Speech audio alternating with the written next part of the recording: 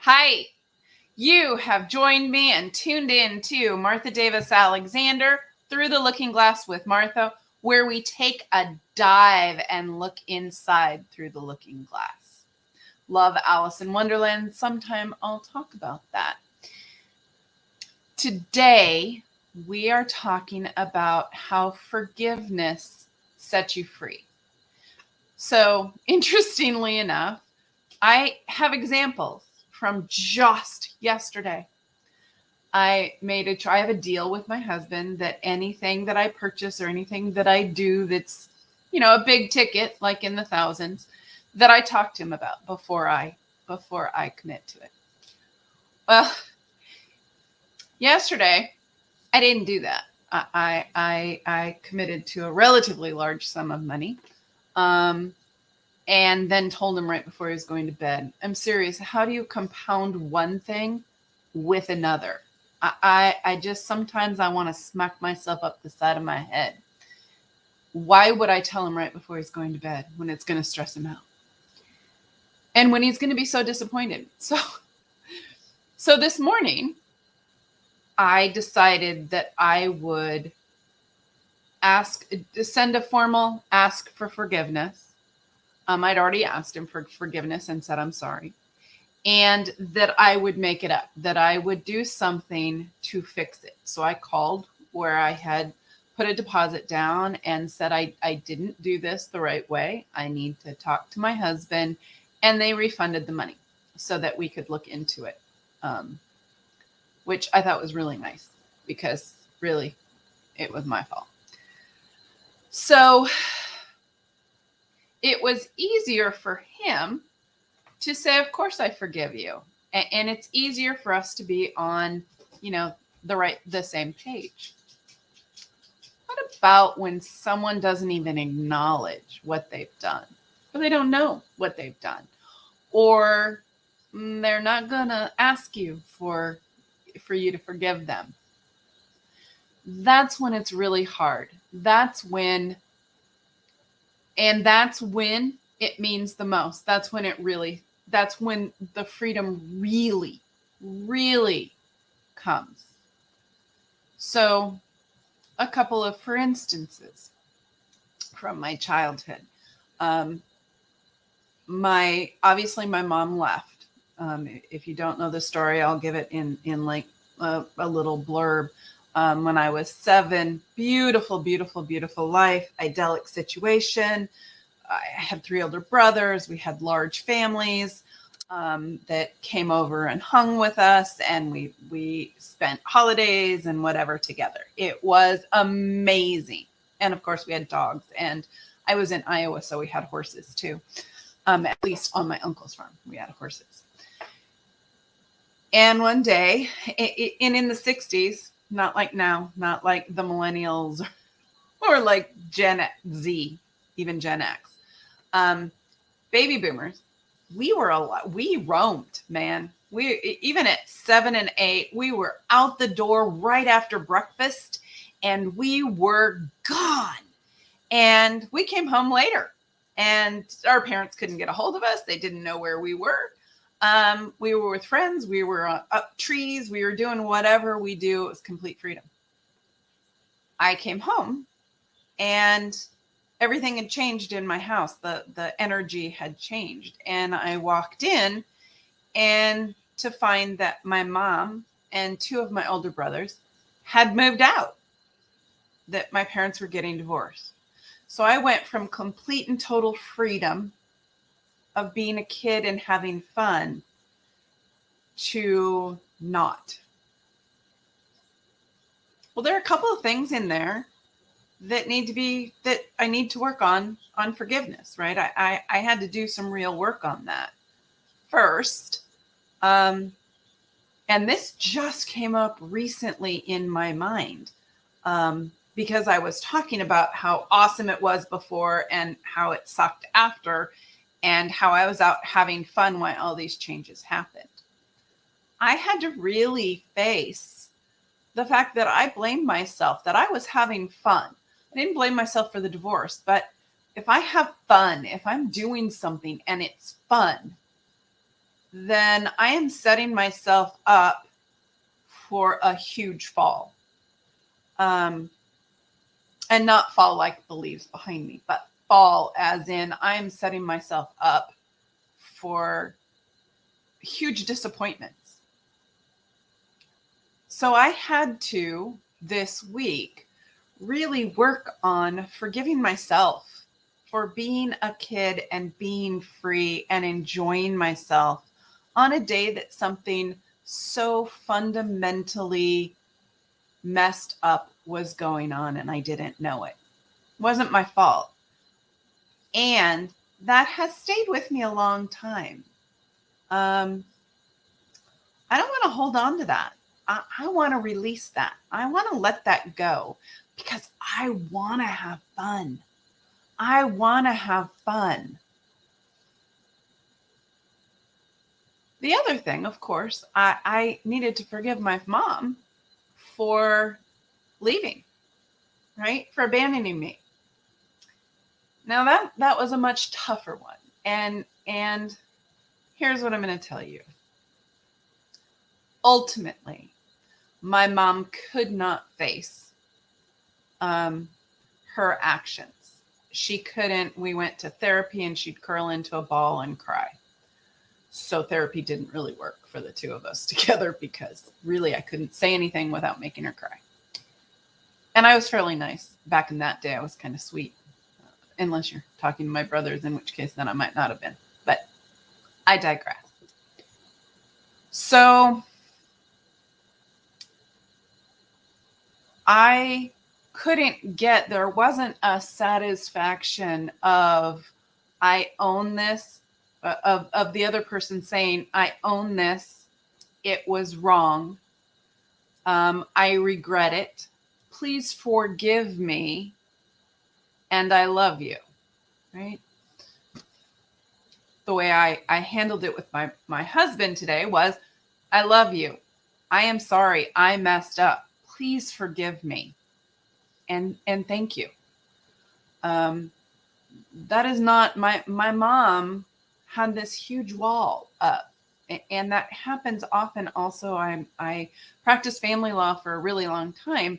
So I know that if you are recently divorced or you are in the process of getting divorced or it's been a long time and you're divorced and there's still anger there, I understand that because that just brews for a long time. Here's the deal. It's true for me. It's true for everybody. That anger, that need for them to admit they're wrong, that only hurts you.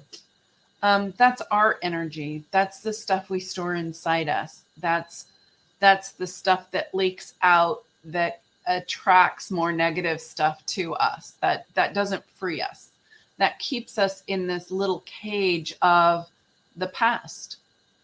And if you continue to hold anger from the past, then you're not free to see what's in your future. You're not free to reach for those dreams because that anger and that hatred, if you will, or that resentment or whatever those feelings are, those are going to hold you hostage until you're able to release it. So how did I do that? How do you do that? What steps can you take to do that? Well, we're going to talk about that. So for me, it took me about 40 years. Don't wait that long. And when my mom got dementia, I mean, my mom could still trick my trigger like no one's business, man. No one's business. When she got dementia, I had to let go of it because I was taking care of her. Well, she was in an assisted living and then in a memory care facility. I wasn't like caretaking daily, but I was, my brothers didn't live near us. So I was the one that was going and doing the stuff to take care of her and to make sure that, her 24/7 caregivers were taking care of her and doing everything they needed to do. So I was managing that care, and I was the one mostly who visited her. So when she had that memory loss, and when her memory started to go, I was, that continued conflict, that continued resentment, that continued anger, that continued disappointment, was kind of irrelevant because she wasn't there anymore. Her memories of that weren't there anymore. Her memories and her ability to talk about that wasn't there anymore. So I was never going to get that conversation that I had been looking for and searching for. And what I realized is I didn't need that conversation with her. In fact, having a conversation with her was more detrimental, at least on that topic. Having a conversation on that topic with her was more detrimental to our relationship and to my resentment. It just built it. And then I'd stay stuck in it for a longer period of time. What I realized was if I could access that anger and call it for what it is, right? And if I could work at seeing her innocence, seeing her point of view, or at least try to, and if I could work through my anger, what those actions resulted in my life, and if I could be grateful for where I am in my life, I could release her. I could release that anger. I could say, wow, I forgive my mom. Now, it took more than that. I'll just tell you, it took more than that. You wouldn't believe me if I told you it didn't. So one of the things that I do when I want to forgive someone is I write a letter to them. No, I don't give it to them. There is no point to that. Don't ever give the letter. Burn the letter or put it somewhere safe where no one else can see it. Burn it. Put it out in the universe. Drown it. Shred it. Whatever it is you do. Shred it and put it in the chicken pen. Shred it and put it in the guinea pig pen. Whatever it is you do with it. Don't keep it, right? Don't keep that. You need to release that. So I started writing a letter, and I've done this for several people. I'll give another example. You start writing the letter, and the letter goes something like, "Dear Mom, I am really angry at you. I feel like you abandoned me, and this is how I feel. And I get your reasons for doing it, but seriously, you couldn't have sucked it up." No, you hear a little bit of anger still. And it's just because I'm getting myself worked up for radio. And you go through and you do that and you write it and you say at some point, you know what? At some point, I may be willing to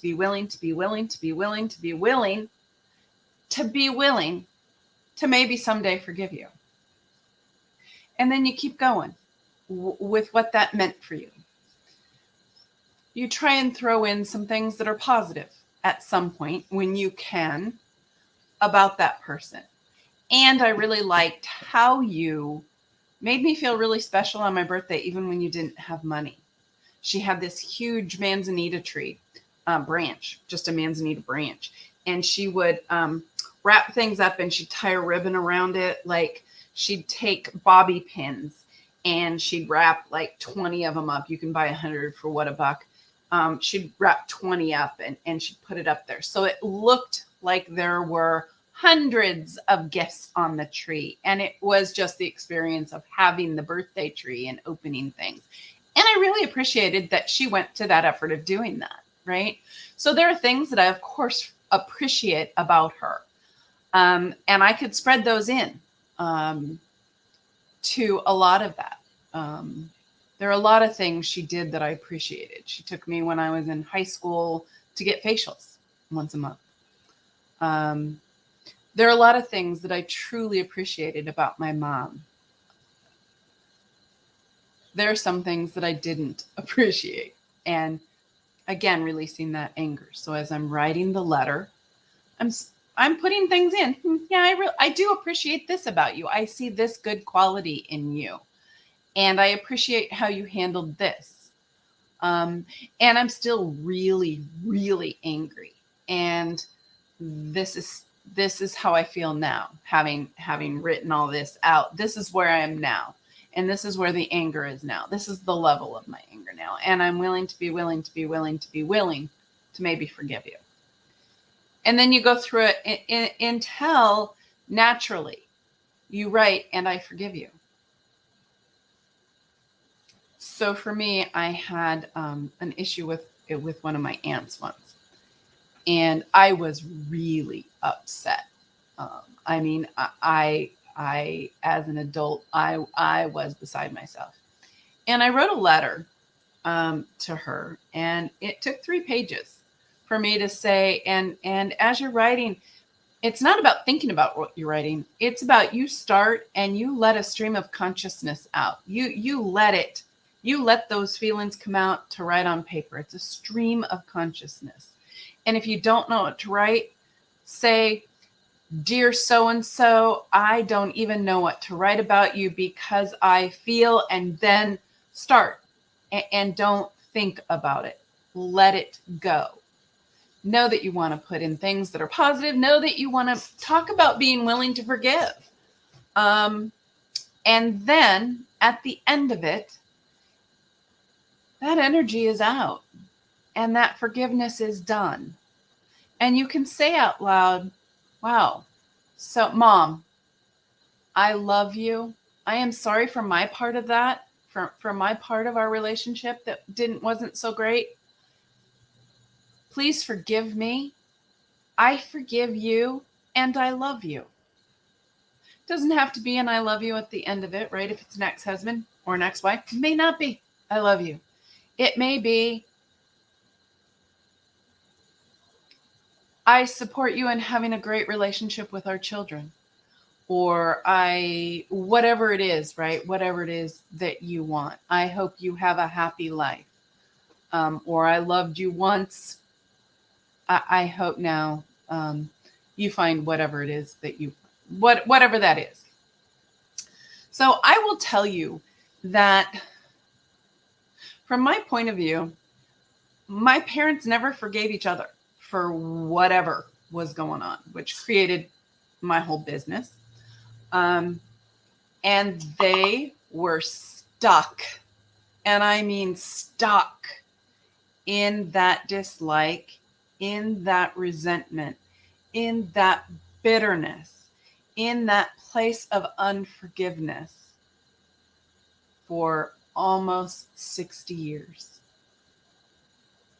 It was around 50 years. 50 years when they died. 45 for my mom, 50 for my dad. So what a waste of time. What a waste of energy. What a waste of emotion. They could have attracted so much else into their life. They had good lives, but they could have had so much freedom from each other, right? Because isn't that what the divorce was supposed to do? Is give you a fresh start and freedom, even if you don't want it right now? Isn't that what that was about for them? Well, it was about that for my mom. So I wish, from the child's point of view, that my parents had learned the gift of forgiveness. And here's the deal. The gift isn't to the other person. Your forgiveness, they don't even know about it.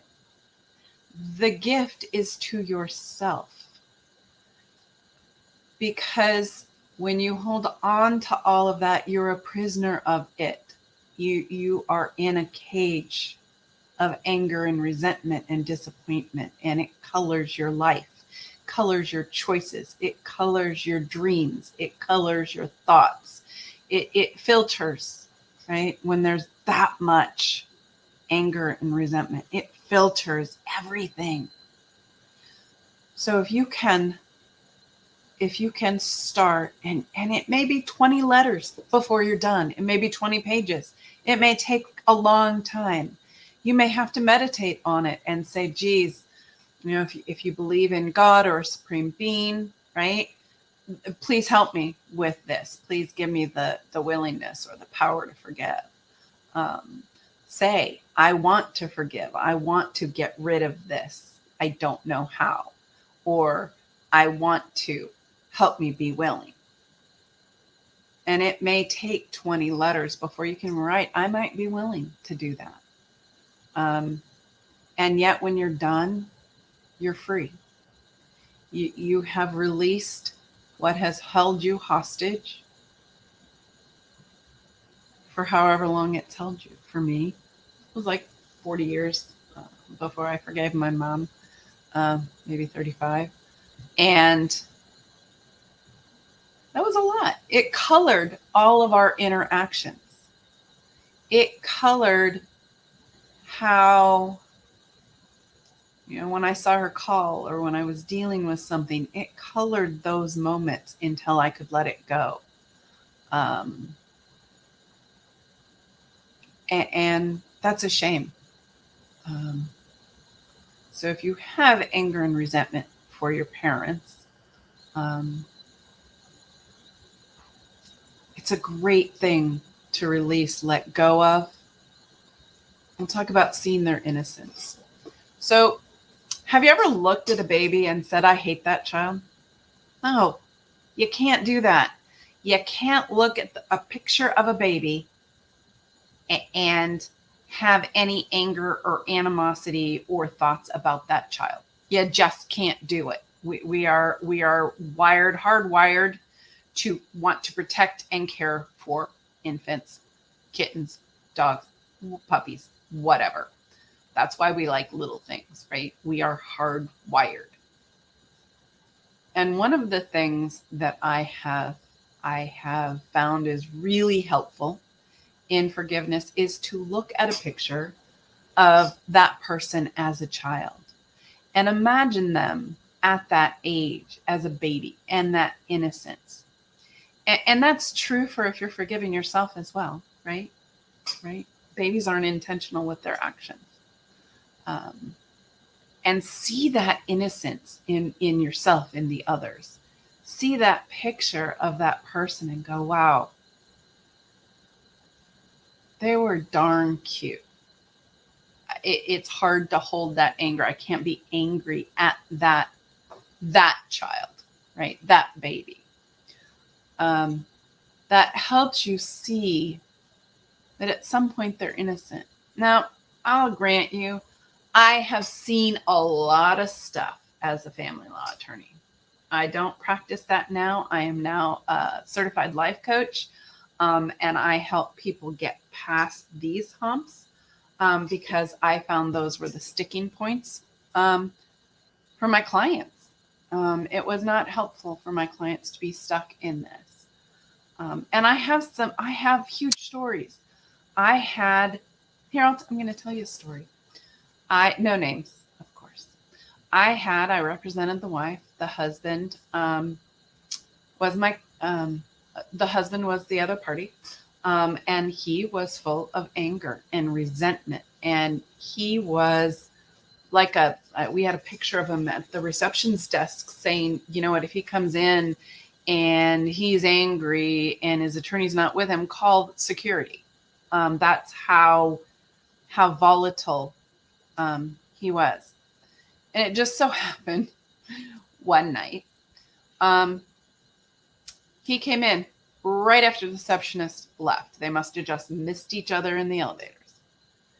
And I was the only one in the office. I was one of the few people left. There might have been another attorney down the hall or whatever, but I was working a little later than everybody. And all of a sudden he's there and I'm like, oh, okay.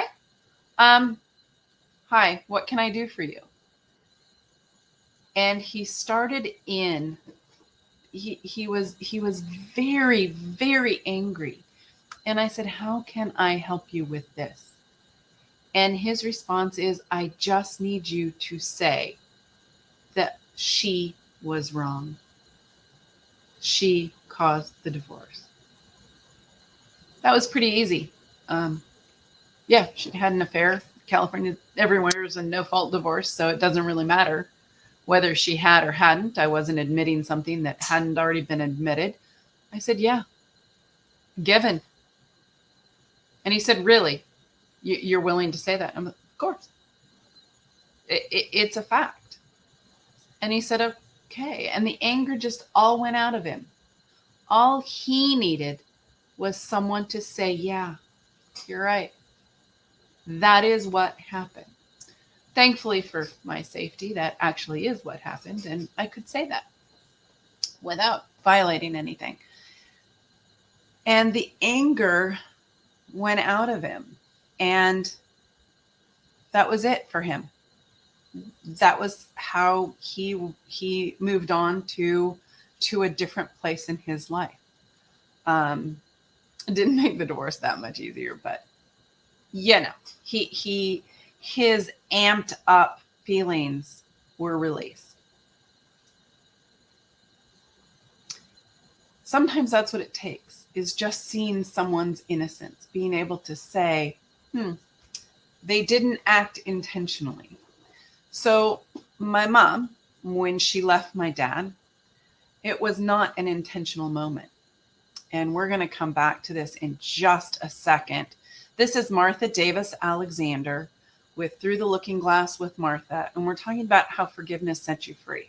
And we're going to talk a little bit more about that after the break. I'm Martha Davis Alexander. You can reach me at marthadalexander@gmail.com or through the lookingglasswithmartha.com or at 805-422-6865. Look forward to talking to you personally. See you after the break.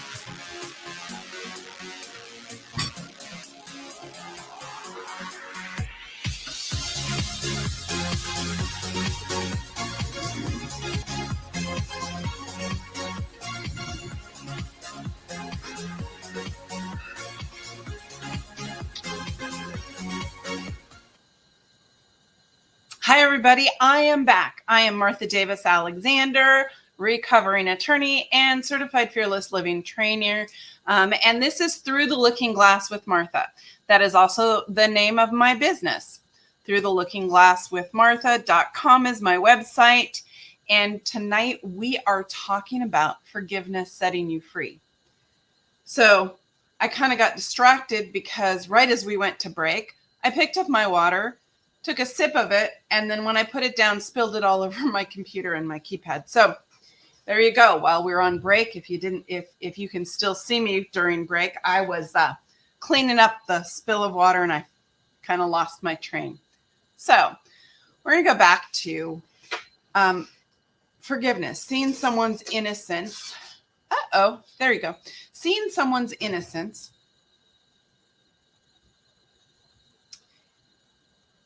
And as long as they're not acting intentionally, it is easier when you see someone's innocence to reach forgiveness? What if someone is acting intentionally? And that does happen in divorce all the time. It happens parents all the time, right? My mom left. She intentionally left. Absolutely. Her intention was to leave. She absolutely intended to take 2 of my brothers with her. And she didn't take me. Now, that's because my dad wouldn't let her. She didn't intentionally leave me, and yet she didn't act not to leave me, if that makes sense. So it wasn't her leaving was one of the biggest regrets of her life. Well, that does kind of put some salve, whatever you call it, on the wound. It didn't remove all that salt from the wound. It took me digging and deciding that I wasn't going to hold on to that. She didn't act intentionally, and that does help, right? It unfortunately yesterday, right, with my husband, I acted intentionally. I intentionally knew that I was buying something and I was not living in integrity with our agreement. I knew that. I don't do that very often. I got so excited that I just jumped at it. I still acted, and I'm responsible for my actions. So you can look at intentions. Is someone intentionally acting? But what if they are? What if, I was in family law situations where, husbands hid assets, where wives did other things, where, it was, and there are a lot of situations where the revenge comes during the divorce. And there are a lot of things that go on during family law situations.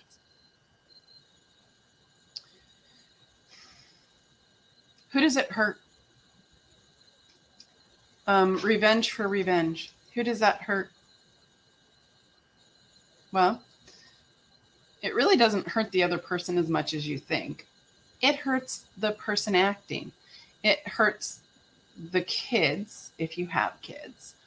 And holding on to resentment or wanting revenge doesn't really impact somebody else unless you've gotten the revenge and it worked out the way you wanted. And yet getting revenge does not release that anger.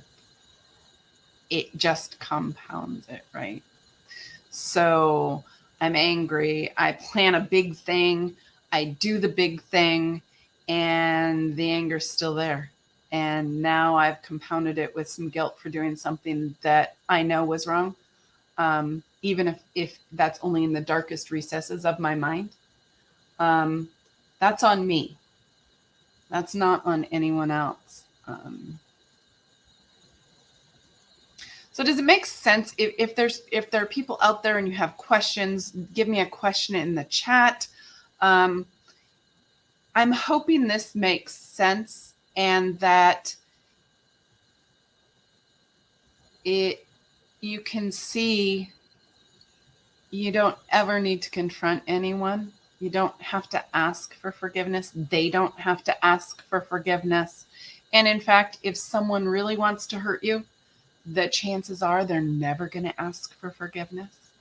I was in a meeting just a few minutes ago, a networking meeting, and there was a story of a woman who 2 of her kids had horrible, violent things happen to them. I don't know what those are. I'm just repeating a story she told. And while she was trying to let go of it, she would meditate and focus on, she has a very strong faith. She would focus on God holding them, the perpetrator, as babies. And that she would, and can you be mad at a baby? It's really hard.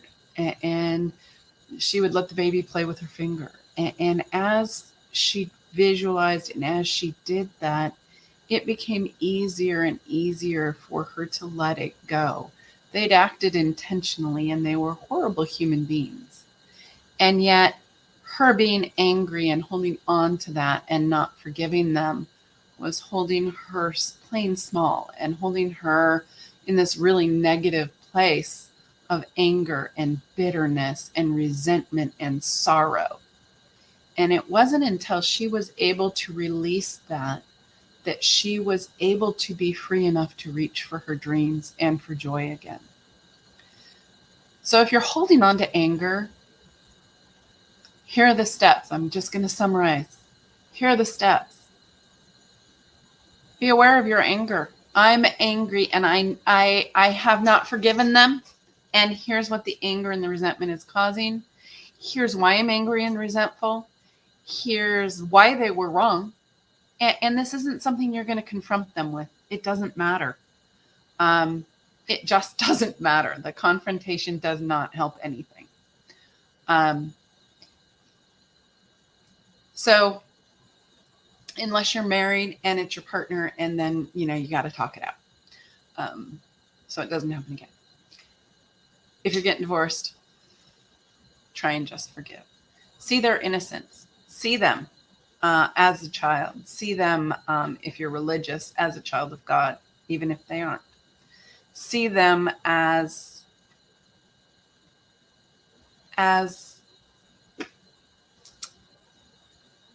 see the good in them. See some of the things that you're grateful for with them, right? I am grateful that he brought me soup when I was sick, or I'm grateful that she took great care of the kids, or I am grateful that whatever it is, right? I gave you some examples from my life. Write a letter and write it all down. And the only thing I ask is that you be willing, as many willings as you need to consider, think about, or maybe contemplate forgiving until you can stream of consciousness get to, I forgive. Forgiveness sets you free. It has nothing to do with the other person. You being angry and resentful doesn't impact the other person at all. Break out of that prison of anger, forgive, and let it move on. There's one thing that I kind of didn't talk about, and I want to just really briefly, and that is it takes two. And I pardon, my little dog heard a cat and therefore needs to bark. Everybody has a part in some conflict. It could be inaction. It could be how you reacted. It could be whatever it is, right? And you don't necessarily, it's great if you know what your part in it was. And if to yourself you say, wow, that was my part in this. And if you put that in there as well. Once you own your own responsibility for your actions, it is much easier to release somebody else. So forgiving yourself, forgiving others, it's about awareness, feeling the feelings, doing the conscious, the unconscious, just writing flow. It's about letting it go so that you aren't in that prison of your anger, disappointment, hatred, any of that. So my favorite phrase, and it's part of the Hawaiian ancient ritual of Ho'oponopono, which I am not teaching. I am just telling you, right? I love you. I'm sorry for what I did. I'm sorry for my part in it. Please forgive me. I forgive you. I see your innocence. I'm paraphrasing. It's really just 4 sentences for them, but I'm going through my own. Please forgive me for my part in it. I acknowledge my part. I see you, and I am okay. I forgive you. Thank you. Burn it. You're done. It's gone. You are free. Fill that void that where that stuff was with gratitude, with joy, with happy. Whether that means that you're taking walks in nature, whether that means positive affirmations, whether it means meditating, listening to music, writing music, whatever it is for you that is your happy place, fill that blank with those happy thoughts, with positive. Because once you start having that positive, the law of attraction will bring that positive back to you, and there you will fill your cup with abundance. I am wishing for you to set yourself free and to have that cup of your boat, ship, whatever, your ocean of abundance, because that's what it's about. Oceans of abundance. Starts with forgiveness. Can't have oceans of abundance without forgiveness. Set yourself free. This is Martha Davis Alexander. This is Through the Looking Glass with Martha. You can reach me at marthadalexander@gmail.com.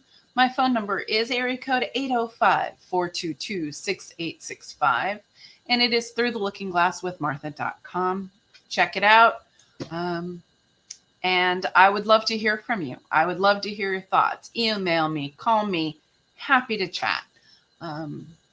Have a phenomenal week. And I look forward to seeing you next week, where we will be talking about trust and how to build that trust and what to do with trust and how to allow yourself to trust again. That's what we'll be talking about next weekend. So don't miss it. And tag a friend. Have a friend tune in too. Look forward to seeing you next week. Bye, everybody.